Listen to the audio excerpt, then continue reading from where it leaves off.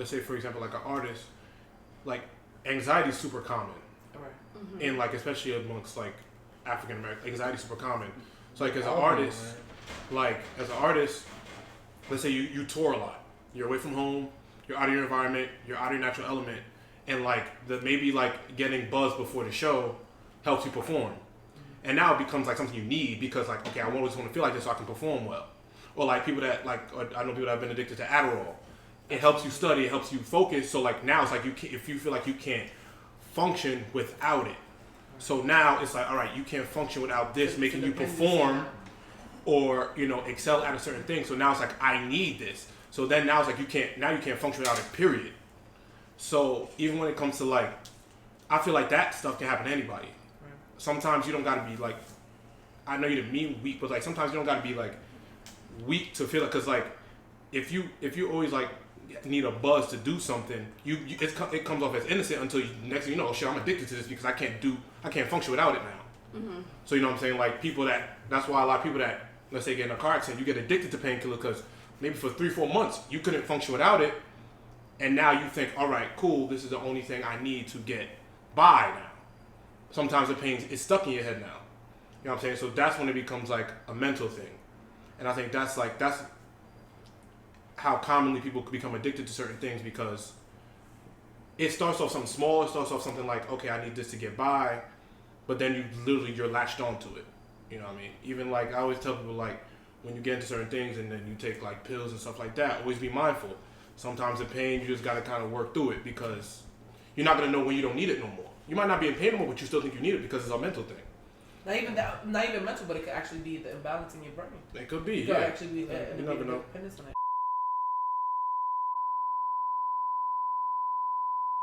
So let's know when we start, Jordan. No, we start. Oh shit, I think he's still out. Yeah. Well, welcome to episode 10 of blooperREAL. So as you obviously seen by the intro, that we're gonna start taking a different route. No, we not. Not totally different. We just totally different. We just be giving right back. We just giving y'all We'll some. be right back. We just giving niggas some substance. But we still crooked. Giving niggas some substance for an hour. Let's go 30 minutes.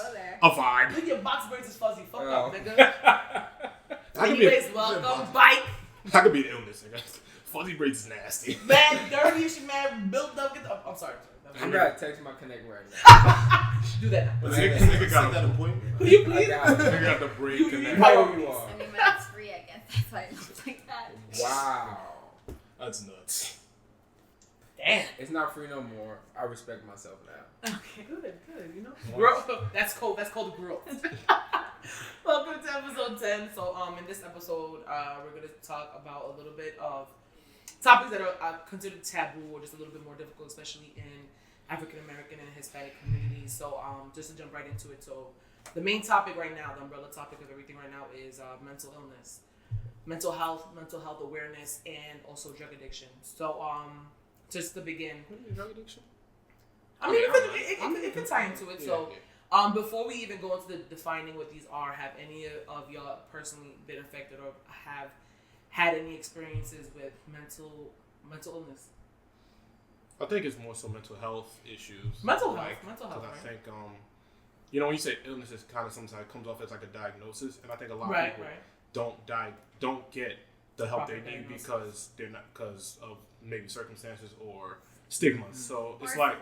Or maybe just society and Society, yeah. like thinking of an illness is it's frowned upon. Yeah, so right. People Yeah. judge other so people. like, yeah. What I think it kind of is that people go through certain traumas and we're not taught how to cope with it. And if you don't cope with this trauma and it's happening in different forms over and over, that's when it becomes not an illness, but it kind of hinders you. So you have to go through situations. Everyone goes through their traumas or their issues. That's part of life. But if you don't take it, if you don't slow down and fucking like process it and be aware how it affects you, it can build up, and that's when it kind of hinders you in other facets of life.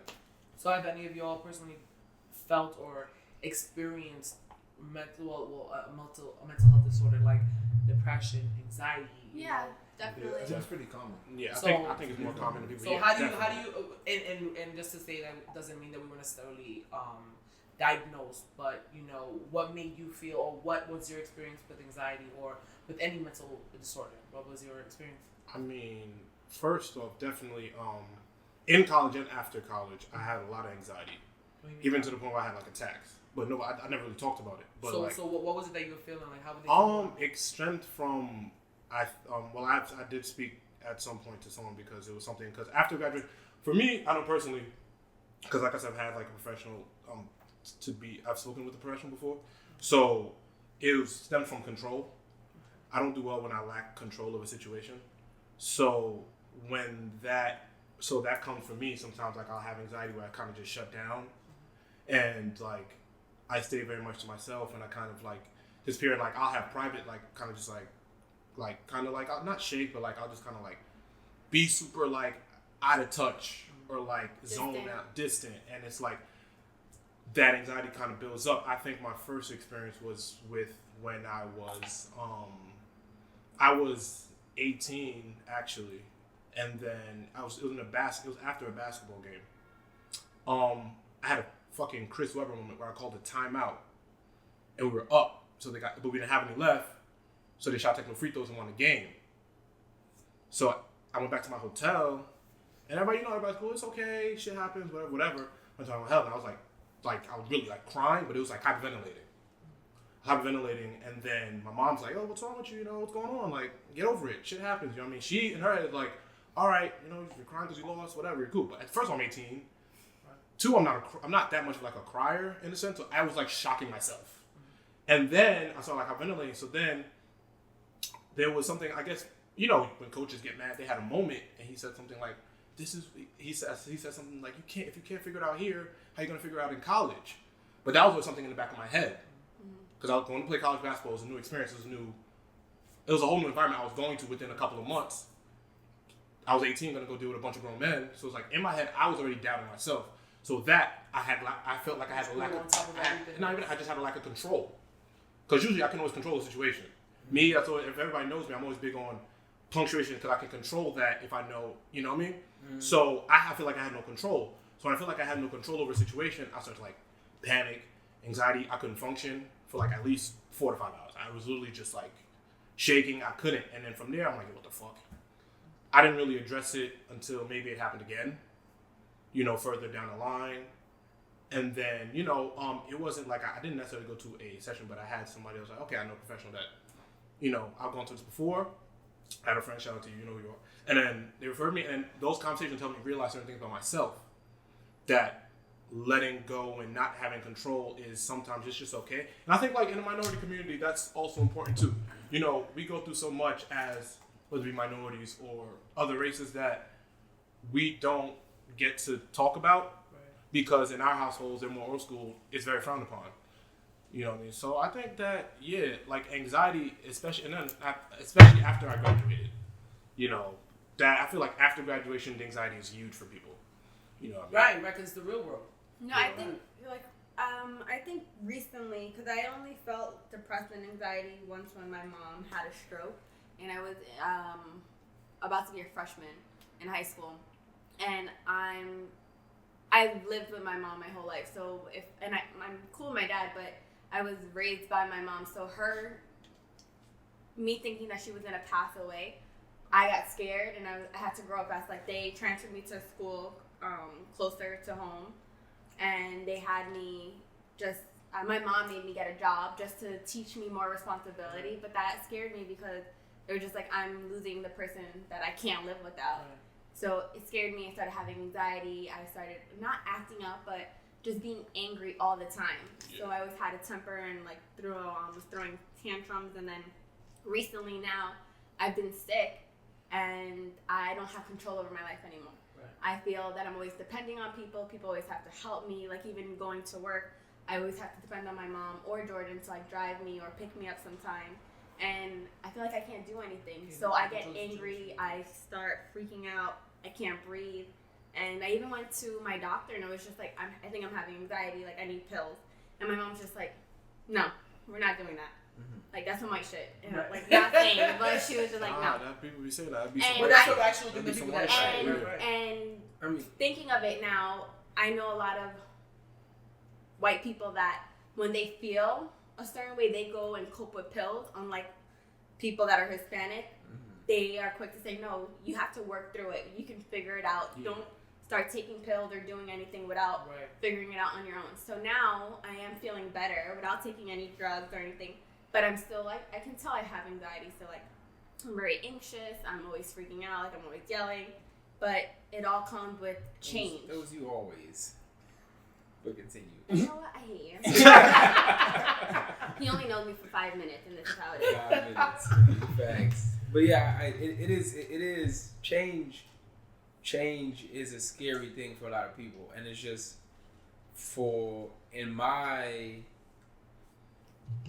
experience, like I don't want to say I abuse drugs. That's too strong of a term. Right. But I definitely. You look like it. That nigga got his Jimi Hendrix vibe. What's your source say? Keep on rising. Hair Keep box on star. rising. No, but I definitely for sure use fucking weed as a crutch, whereas like as a coping mechanism, because and that's a lot of people. Like there was a point in my life where maybe I was smoking like a quarter a week, bro. Like that's a lot. That's a shit ton of weed. I mean, it was me. Even financially, it's a lot. Yeah, but money wasn't a problem. Right. It was just, and when you get into that vicious cycle, you never actually address what's going on, because when you get high, it doesn't matter anymore. Nothing matters, and you wake up the next day and it's a fresh start. So like when you cope with your problems with weed and shit like that, or whether it be pills, or whether it be coke, whether it be what made you need it? What was going on that had you? And how did you get out of it? Like what made you start it? What made me start it is anxiety. Like it. From what?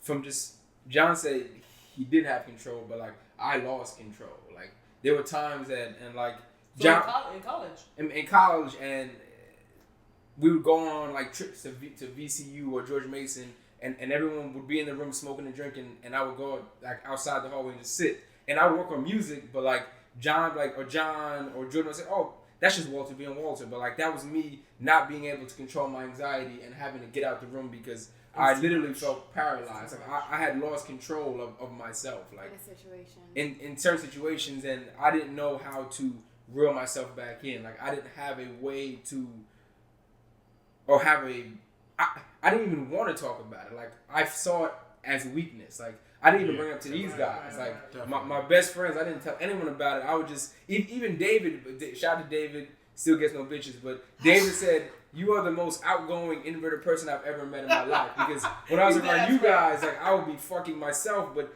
the second we would step out of our dorm and I wasn't drunk, I would not talk to anybody. Like I would just ignore people like they didn't exist because I couldn't interact with the anxiety that I had, so I just reverted into myself. Like, and why do guys do that? I know I'm switching topics. No, it's fine. Like, I feel like I know a lot of guys that they go through a lot of things and they don't tell anyone. They can go through something so personal. Yeah. Because it could be that ties back into a topic that we're going to touch is topic of masculinity. Where they are raised to feel like they cannot show emotion. Yeah, no, it's not it's not emotion. We confront like it's not it, but then you no, have to feel no, like it's it is being vulnerable. Like I would rather be poor with no bitches driving a hoopty than be vulnerable. Like I hate that feeling where. But the men tie emotions and vulnerability hand in hand, and that's not the case. Yeah, I mean, but it's not even like it's that society that's taught us that. Well, at least in the black community, I think that we've been taught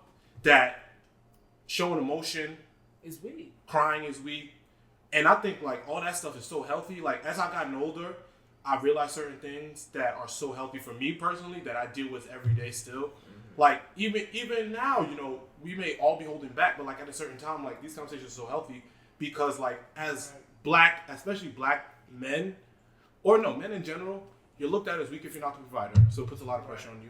You go get to the bag, not a problem. Right. So and then but that also comes to the thing of like you're gonna do certain things that could put your life in danger to get to the money. Are we back? We're back. All right, we punch back in. Boom! Niggas had to take a break because first of all, Jesus Christ. Niggas have to put back up because Jonah got no AC in here. 1, 2. Niggas didn't even introduce a new venue. This is a new studio. Right. This is our budget finally went up. The budget niggas selling crack outside Jordan. Yeah, some niggas getting fucked up down the block. The budget went up. We're not shooting in the Bronx. The budget didn't go up. They said we have to wash our cups for next episode. Yeah, the budget didn't go That's off. alright. Yeah, That's yeah, crazy. The budget did not You go niggas just up. moved. So now we here.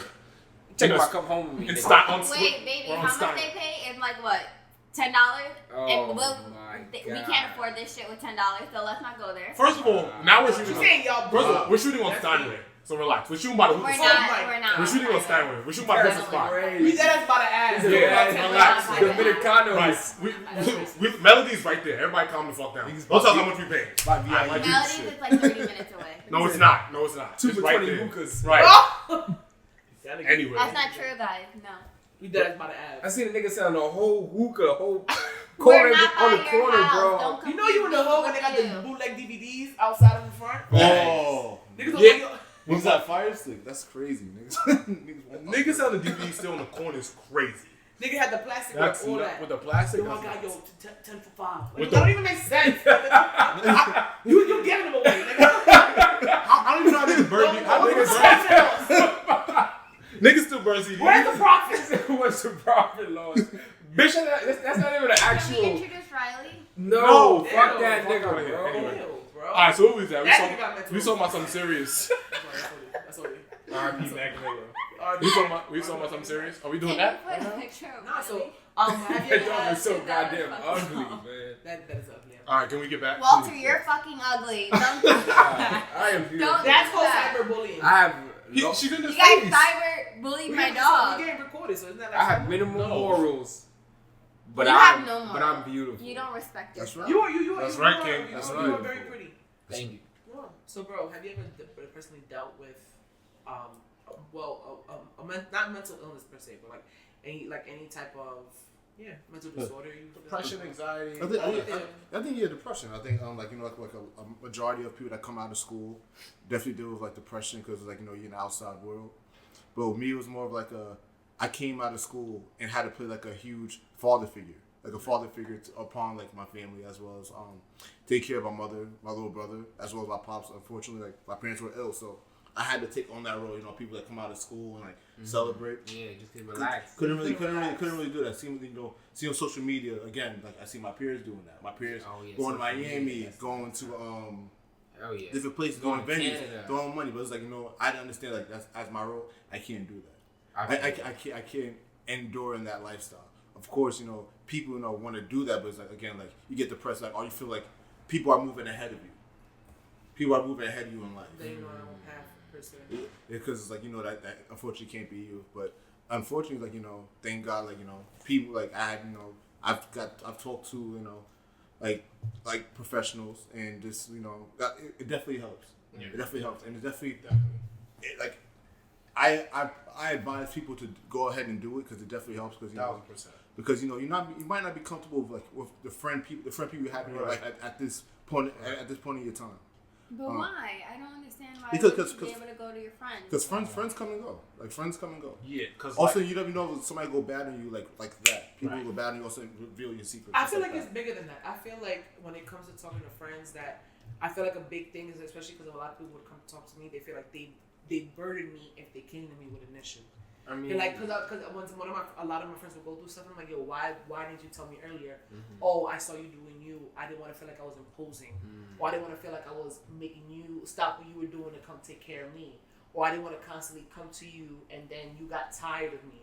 Like I feel like a lot of people are afraid to put like baggage onto somebody else, not knowing. But if I can't go to someone that I consider a close friend, because I'm not saying a friend, I'm saying a close friend, your inner circle, like you guys have been friends for a really long time. Right. So I'm just a little confused on why you guys wouldn't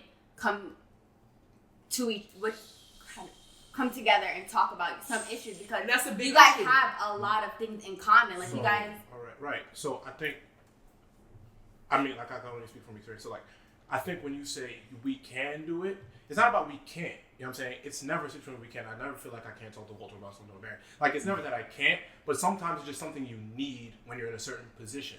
You know what I mean? Because sometimes you need a conversation from a third party to get better for real. Like your friend can sometimes, like your mother, your father. How many times your mother and father can comfort you? You still don't feel better. Like that's happened with she could tell me I'm the worst, but I don't feel better. Like a big important thing Barry was talking about was after graduation anxiety too. You know what I mean? Like you leave college, right? when you come from a certain household, we're still in like that age where like your parents, where not that it was easy for them to get jobs, but right after once you got a college degree, the job's right there. Kind of for our parents, I think a little bit, right? So I think that.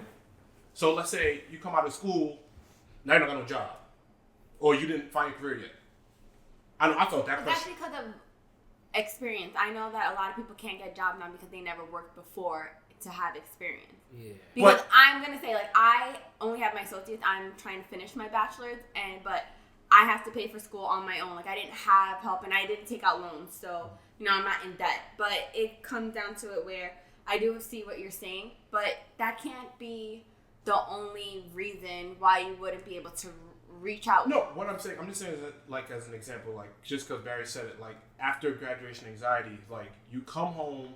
Well, I know for me, you come home and you think, okay, you have a degree, you're supposed to be doing this, you're supposed to be doing that, you're supposed to be doing that, right? Especially when you because that's what society wants that's you to have. society. You're supposed to have it together right after you get your degree. Right, That's what. I mean, it was like when we graduated, it was kind of like a little bit of transition, right? Mm-hmm. So when we came home, I know it was, let's say when we had graduated initially, it was probably only because at that point it was transitioning to be normal to stay in school for an extra year. Right. Right. It was normal, it was like 5 years, and sometimes I wish I was like, damn, if I had just kind of relaxed it extra year, maybe I'd been more. But like, I think when we came home, if I'm wrong, correct me. Like, I think it was just me, Walter, and kind of David, right? Mm-hmm. We probably had to be the only people that had kind of finished at like on time, right? So I don't know about everybody else, but me, it was like, all right, what's next? Yeah, what do you do next? Like, all right, people immediately knew, okay, I want to go to grad school, I want to go to law school. Like, everybody kind of knew what they want to do immediately. Me, it's like, all right, I didn't necessarily know exactly what was next. But, like I said, it's just me personally, once again, it goes all the way back to the control thing. Mm-hmm. That's when I feel like I'm losing control. Okay. Me, everybody knows me. I always know what to do. Like, that's my personality. I always know what to do. I always have a plan. I always have it figured out. That was another one of the first times in my life. I didn't know what to do. So me, I started panic. I'm losing control again. Once again, everything around me is like, it's crashing in because I don't have control. And like, if I don't have control, but you don't understand like what I'm going through mentally, I don't want to express that. And then you like, okay, well, dismiss it. I don't really get, not even a dismiss, it's like, I don't get it. But I'm going to say, all you're going to say is it's okay. Now, you may need a third party or a therapist to work you through how to deal with your control issues. And that's why I think speaking to a professional, sometimes, not all the time, but like, it's not like I don't think there's something wrong with speaking to a professional. No, I'm just saying, like, it's important. Like, it's not. I think it's important to speak to a professional, but then the hard part is noticing when, like, my personal experience with depression. When I was younger, this was 15 years ago. I was 13. I was raped.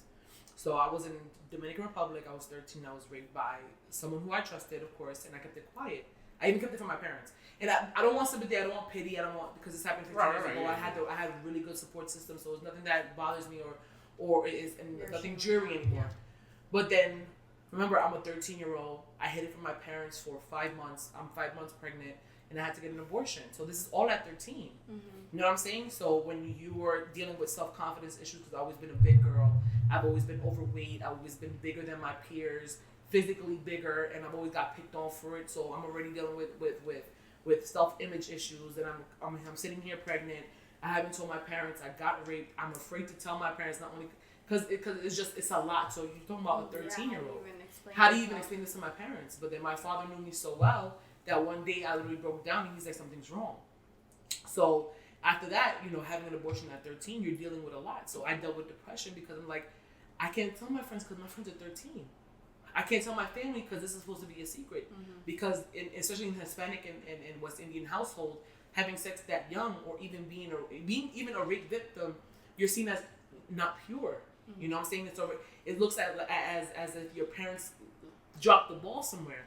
So the last thing I want to do is put this bad stigma on my parents, and the last thing I want to do is make me look. I can't. It's to tell my friends, I'm going through some shit, because I couldn't tell them why I was feeling the way I was feeling. You know what I'm saying? So yeah, I was just gonna ask you, because I'm just like, how would you do it? Because I know when I'm going through something, I always go to my best friend, and she's the only person where I can literally tell her everything. And even when she's going through something, I'm like, look, I need you right now. Right. I know you're dealing with something, but we need to talk, because if I don't let this out, I don't know what I'm going to do to myself or how it's going to be. So that, like, you just kept it a secret. And I kept it, and mind you, this is from 13, and I didn't tell anybody till I was damn near 20.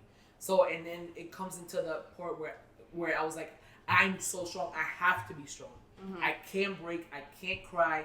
I can't fail. I can't drop the ball again because I can't. Now I can't cry. I cannot be weak. I cannot show emotion because if I do, I'm gonna crumble. And so when you're dealing with, and then you're dealing with West Indian parents who don't believe in depression. Don't believe in that. Like, I'm feeling sad. Why the fuck you feeling sad for? You got food in your mouth. You got a crib over your head. You don't know what I was going through in it, but I'm just like, that's trauma. But then the things that West Indian parents feel that because it's trauma that they've had to deal with it. But that's what I'm saying. So it's different. It's hard. Like that's why I just feel that because with everything that I've been going through, my mom went through some certain things, and with my family, there are certain things that you've been through that they went through. So I feel like in Hispanic households that happen and it's common, but nobody ever talks about it. So it's frowned upon, and people always are scared to talk about it. But if I feel like the next person talks about it, it can prevent it because you're waiting for how long and you're holding it in when you can tell another person that's 13, 14 to speak up because that person is always a close friend. It's like either a family member. My niece and my nephew, Brianna, like the slightest change in her attitude, her coming home, like I'm literally paranoid with her, and I try not to show it, and I don't want to feel like I'm being mean or protective, but I'm literally like if she's out too late, I'm worried. I tell her like even with the drug trafficking, with the sex trafficking thing, I tell her like, listen, if someone tries to talk to you that you don't know, like I feel myself having to give her that pep because I don't know how I would handle it. God forbid this would happen to her. Would you ever talk to her? Handle. And it's not something that I haven't spoken, but I told her to take certain precautions. You know what I mean? But would you talk to her about absolutely, it? Absolutely. You have to educate. Absolutely, because I remember being 13, 14 and literally dying inside. You have to educate. Because one thing, I not be talking about this openly. I use Basia. I go to paranoia all the time. Right. I talk to Basia openly about this. All the time. Paranoia. I am super paranoid. Like to the point where sometimes like, if I'm in a random place that I've never been before, I'll be like, yo, I'm not with it. Let's get the fuck out of here. I don't know. Yeah. Like, and it'll be like shit. Or like, even if I'm sleeping in a random place, I'll wake up in the middle of the night in a dead ass of cold sweat. Right. So like that stuff. Oh my god. So just look at the budget. Look at that. Oh my motherfucker. Brand new pillow, nigga. Brand new pillow, brand new couch. Look at that. You just suck the shit. God. Are you serious? Are you dead ass? We're not covering it. God. It's getting worse. Problem was that. God. We're not recovering properly. This is why it's don't be blind and let it dry. Alright, so just but it's the parent, right? You have to talk. But to answer your question, you said if we have such a good friend support system, which you do, why don't we express it? Is because some people just don't know how to express it. Like my dad's the coolest nigga on this planet, but he never taught me how to express shit like that because we never talked about shit like that. I'll come in the crib, we would dap each other up, and we would eat, and we would just fucking move on. Like, I don't know how to express that side of myself. No, I just noticed that, like, dealing with Jordan, like, sometimes Jordan just distances himself, and he's just quiet. We'll be in the same house. That's how I handle shit. I just distance myself. Sometimes I get nervous, and I'm not gonna lie, like, I hit up Don, and I'm like, yo, Don, like, maybe you should go hang out with Jordan and, like, do something. Because that's how you feel like and then I'll tell you what's going on. I think, like, they don't even have to talk, but maybe, like, being with your, like, bro, like, you can just do something. Or, like, I've known, same when we had that conversation. I said, I know him, trust me, everything's fine, just give, like, and then give him some space, right? And because we sometimes, as friend groups too, you know when to give each other space. Mm-hmm. Like, we're such a unique type of friend group. We know each other so well that it's scary sometimes, you know what I'm saying? So, like, I don't know you for shit. I mean, yeah, it's good. We may not know each other, like, we know how each other kind of reacts. Well, I do. That's kind of like part of my paranoia. I make sure I know everybody I'm around at all times and know what you're going to do at this situation so I'm not caught off guard. Literally, our dynamic is literally so strong that literally, we'll all be in one room. John can look at his phone and be like, yo, you good? I can tell him straight, yo, you good? He'll be like, yeah, bro, I'm good. Yeah, but he'll go walk in for you. Last weekend, he didn't know where he was when he was kissing that girl in the mouth in the party. Like, he was lost. He was lost. Live, I never did that. Come on, he don't know how to fucking act. R&B and champagne. Donna Rollins at me if I kiss you in the mouth, dummy. At me. You don't follow her back, so she can. Drop the app. At me, please. But that's all right. All I do is deny numbers all weekend. I'm a wholesome man. Wow. Now you're Basia. Why would you go to Basia? I don't know if that's bad on your part or her part. I don't know. Who's that on? No. What's the next topic? Anyways, so a main thing I feel that is important is to notice the mental, I don't want to say mental illness, but mental disorders or mental awareness, not only amongst black men, but just men in general, because I feel like toxic masculinity ties into this. Yeah, You know what I mean? yeah. Like, toxic masculinity, the fact that you have to be rugged, you have to be hard, you can't cry, you gotta carry the relationship, you gotta be provided. You know what I'm saying? Like, I feel that goes hand in hand, because then what if that man needs... I know for a fact, Wilson, my father, he'll never break. His mother died, not one tear. And I'm just like, that's not healthy, because what's building up in you that's making you feel like you cannot show me that you're hurt? And that's not okay. It's just that vulnerability. You don't want to be seen as weak. Yeah, you don't want to be seen as weak, You and don't that's want what to be- society. But where did you get that show Society. emotion It's is just, vulnerability? Where Now, did you get now I'm different because like I understand how important it is, and it made me such like gives me such a clear perspective. But society teaches you that. Your What do you parents, mean society? Society, a man's not supposed to be weak. A man's supposed to provide. A man's supposed to do all these certain things. So how am I going to show you my weakness? Like I got to be the strongest one. That's society. But your family also teaches you that too. Well, I know mine. That's my structure. You know what I'm saying? it's like how can you show emotion without me seeing like the stigma? Oh, this person's weak. This person's Like, weak. let's say somebody's crying across the street. You won't think he's like something's going on. You're just like, oh yeah, this person's weak. No. I mean, now, because now that we're more aware. Maybe when I was younger, what the fuck he crying? Yeah, that's what I'm saying. It comes from an early age where people are like, oh, this person's always crying. Yeah. He's really going through some shit. Like, going Like, there's a lot of males that's really Why like. would people think that whenever you like when we were little and we cried because we were in pain or we were hurt or something hurt our feelings? And then what would our parents say? Stop it, cry baby. Stop that shit. Why you being such a Cut cry that shit baby? out. Cut that shit out. Why you crying? Cut that shit out. Yeah, it's I actually would- like, What the fuck you crying for? You get up, keep going. It's just Or like- they'll beat you on top of Well, crying. it depends you know on what, because like people like when babies fall on the floor, right? They cry not only because it hurts. Sometimes they're embarrassed We're scared. or scared. They're like it's a shock. So now, if we cry because we're in shock, guys usually just when they're in shock, they just like poker face, nothing. And I feel like it has to do a lot with the parents because especially West Indian and in the black and the Hispanic community, you are told, listen, you don't have time for that. You go to school, you go to work. You don't have what the fuck you do? What right do you have to be sad? Like That's it's- an it's- entitlement of West Indians that's don't have fucking time for toxic. No, it's just like And there's that's so fucking much. toxic because there's just so because much you crazy shit weren't allowed to going cry, on just in the because you were hurt, Nah, I don't think can't feel that's that way. toxic. That's extremely toxic. Nah, I mean, you cannot impose the there's fact a that you went balance. through There's a trauma. balance. No, Because you went there's a through trauma balance. and abuse does not signify that I need to go through that to be you. No, because but life in itself is hard as fuck. It's shitty as fuck. It's grimy as fuck. And if every setback you start crying or like some shit, you just have to power through because life doesn't get easy, man. But like, you're gonna have that one thing that hits you that you're not gonna be able to handle. But I'm saying like, and that's the balance. Like I don't like. The more we talk about it, I will. It's maybe it's ingrained in me because of society, but I will always see crying as being weak because there are some people who literally have nothing. Literally have nothing, going through trauma, going through shit, and the shit that we go through most times, 8 times out of 10, 7 times out of 10 it is first world problems. Like it is shit that is yes, it seems big to us, but in the great scheme of things, it is nothing. And hold on, and if you go through these little road bumps and it lets you and it sets you back so far, when you do go through some real shit, you'll be fucking. You don't know how to handle it. Like that's how I see it. And like, that was something I learned. But then that's how people end up going to drugs. You're right, or That's how they end up suicide, going to suicide. Yeah, I understand alcoholism, that, or life in itself is hard as Or fuck.